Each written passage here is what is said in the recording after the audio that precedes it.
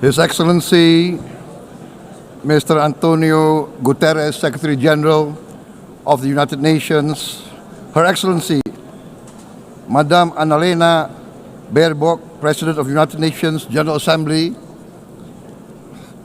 His Excellency, Mr. Moses Abelian, Under-Secretary General for General Assembly and Management, Excellencies, Heads of States, Heads of Governments, distinguished delegates, ladies and gentlemen. It is indeed a great honor for me to stand in this august General Assembly Hall among leaders and representatives who represent almost all of humanity.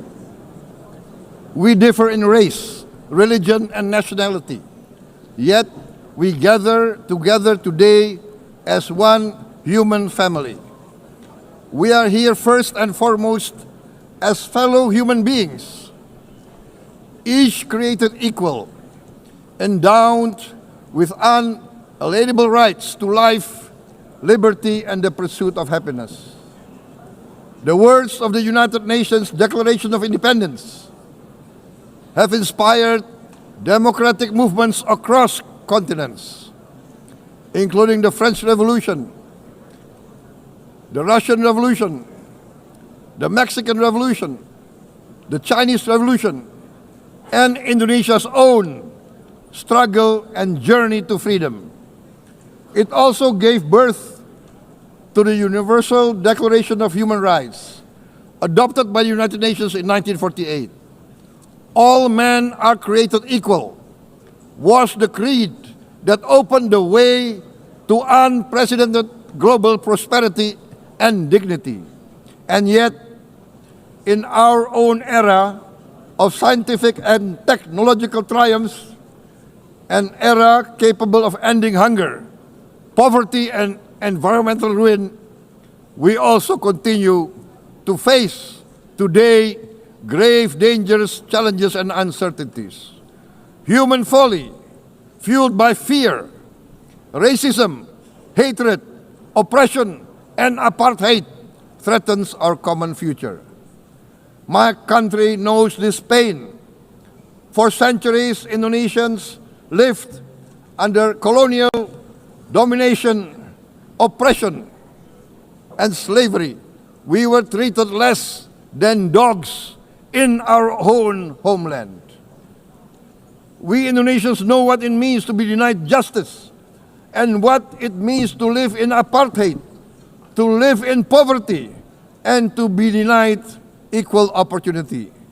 We also knew what solidarity can do in our struggle for independence, in our fight to overcome hunger, disease, and poverty.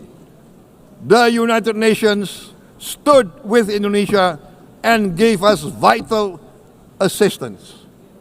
Decisions made here based on human solidarity by the Security Council and this Assembly gave Indonesia independence, international legitimacy, opened doors, and supported our early development through the efforts of the United Nations Children's Fund, the United Nations Food and Agriculture Organization, the FAO, the World Health Organization, and many, many other United Nations institutions.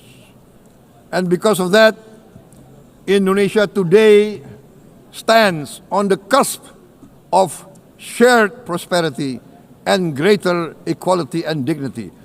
Madam President, Excellencies, our world today is driven by conflict, injustice, and deepening uncertainty. Every day we witness suffering, genocide, and blatant disregard for international law and human decency. In the face of these challenges, we must not give up. As the United Nations Secretary General said, we cannot give up.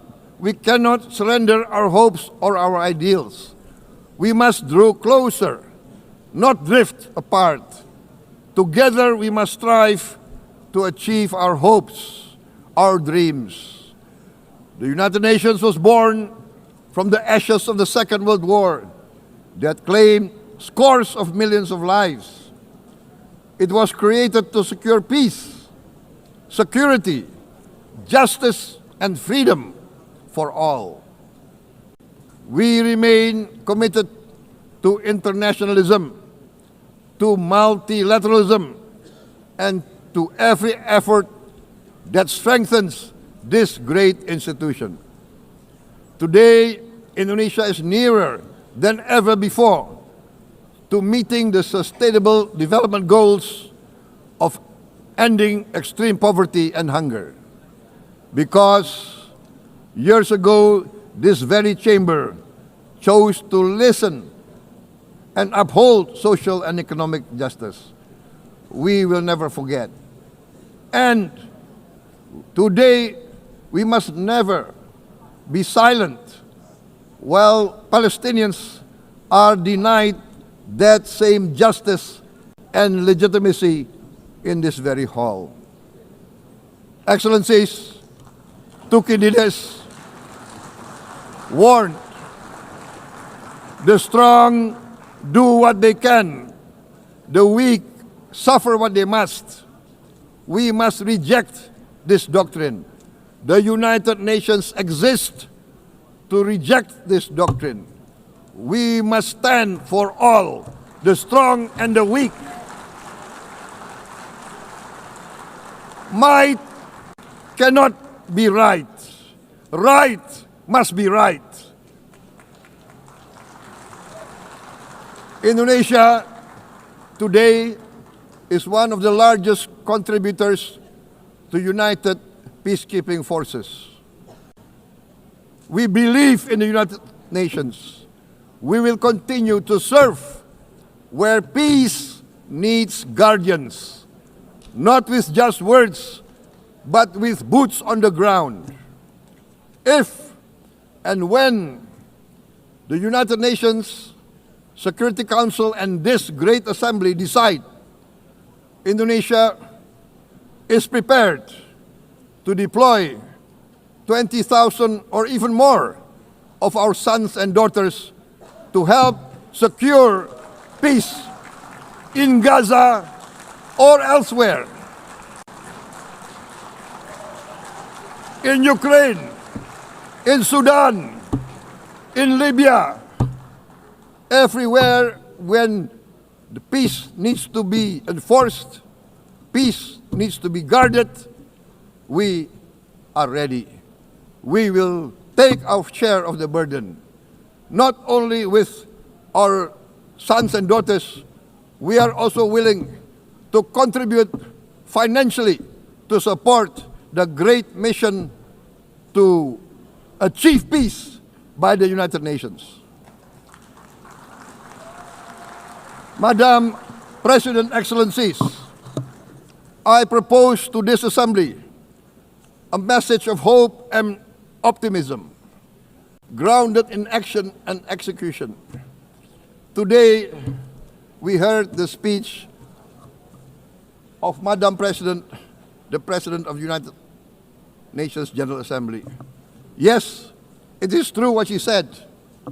Without the International Civil Aviation Organization, will we be here today? Will we sit in this great hall? Without the United Nations, we cannot be safe. No country can feel secure. We need the United Nations, and Indonesia will continue to support the United Nations.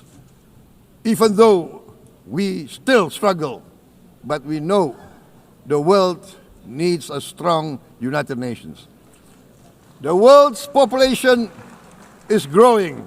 Our planet is under strain. Food, energy, and water insecurity haunt many nations. We choose to answer these challenges directly at home and to help abroad wherever we can. This year, Indonesia recorded the highest rice production and grain reserves in our history. We are now self-sufficient in rice, and we are starting now to export rice to other nations in need, including providing rice for Palestine. We are building resilient food supply chains, strengthening farmer productivity, investing in climate-smart agriculture to ensure food security for our children and for the children of the world. We are confident in a few years' time, Indonesia will be the granary of the world. As the world's largest island state, we testify before you that we are already experiencing the direct consequences of climate change, particularly the threat of rising sea levels. The sea level on the north coast of our capital city is increasing by 5 centimeters every year. Can you imagine in 10 years? Can you imagine in 20 years? For this, we are forced to build a giant seawall, 480 kilometers in length. It will take us maybe 20 years, but we have no choice. We have to start now. Therefore, we choose to confront climate change not by slogans, but by immediate steps. We are committed to meeting our 2015 Paris Agreement obligations. We aim to achieve net zero emission by 2060, and we are very confident we can achieve net zero emission much earlier. We aim to reforest more than 12 million hectares of degraded forest, to reduce forest degradation, to empower local communities with quality green jobs for the future. Indonesia is shifting decisively from fossil fuel-based development towards renewable-based development. From next year, most of our additional power generation capacity will come from renewables. Our goal is clear: to lift all of our citizens out of poverty and make Indonesia a hub for solutions to food, energy, and water security. Madam President, Excellencies, we live in a time when hatred and violence can seem to be the loudest voices. But beneath this loud noise lies a quieter truth that every person longs to be safe, to be respected, to be loved, and to leave a better world to their children. Our children are watching. They are learning leadership not from textbook, but from our choices. Today, still, a catastrophic situation in Gaza is unfolding before our eyes. At this very moment, the innocent are crying for help, are crying to be saved. Who will save them? Who will save the innocent? Who will save the old and women? Millions are facing danger at this very moment. As we sit here, they are facing trauma. They are facing irreparable damage to their bodies. They are dying of starvation. Can we remain silent? Will there be no answer to their screams? Will we teach them that the human family can rise to the challenge? Madam President, we must act now. Many speakers have said that. We must stand for a multilateral order where peace, prosperity, and progress are not the privilege of a few, but the right of all. With a strong United Nations, we can build a world where the weak do not suffer what they must, but live the justice that they deserve. Let us continue humanity's great journey of ideals, the selfless aspirations that created the United Nations. Let us use science to uplift, not use science to destroy. Let rising nations help others to lift themselves.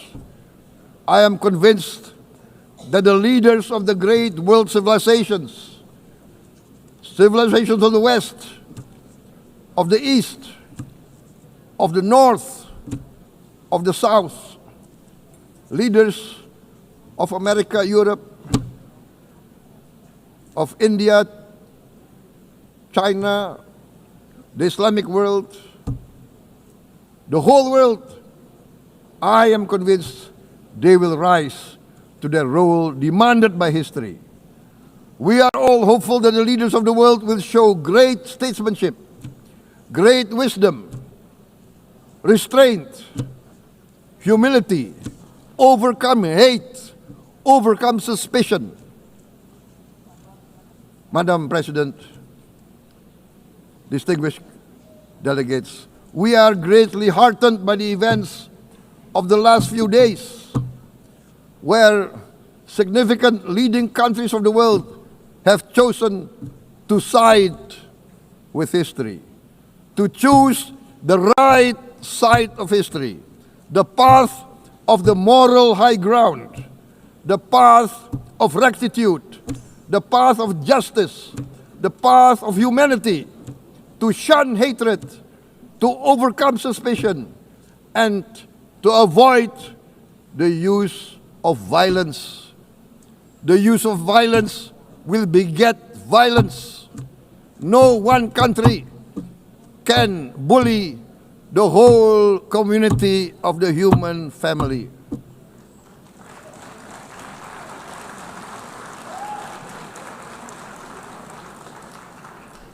We may be weak individually, but the sense of oppression, the sense of injustice has proven in the history of mankind that this sense of injustice, this sense of oppression will unite into a strong force that will overcome this oppression, that will overcome this injustice. To close, I would like to reiterate again Indonesia's complete support for the two-state solution in Palestine. We must have an independent Palestine, but we must also recognize, we must also respect, and we must also guarantee the safety and security of Israel. Only then we can have real peace, and no longer hate and no longer suspicion. The only solution is this two-state solution. Two descendants of Abraham must live in reconciliation, peace, and harmony. Arabs, Jews, Muslims, Christians, Hindus, Buddhists, all religions, we must live as one human family. Indonesia is committed to being part of making this vision a reality. Is this a dream?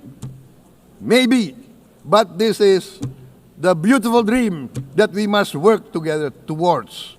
Let us work towards this noble goal. Let us continue humanity's journey of hope, a journey started by our forefathers, a journey that we must complete. Thank you. Wassalamualaikum warahmatullahi wabarakatuh.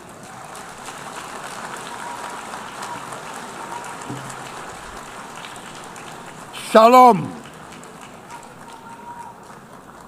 Om Santi, Santi, Santi Om. Namo Buddhaya. Thank you very much.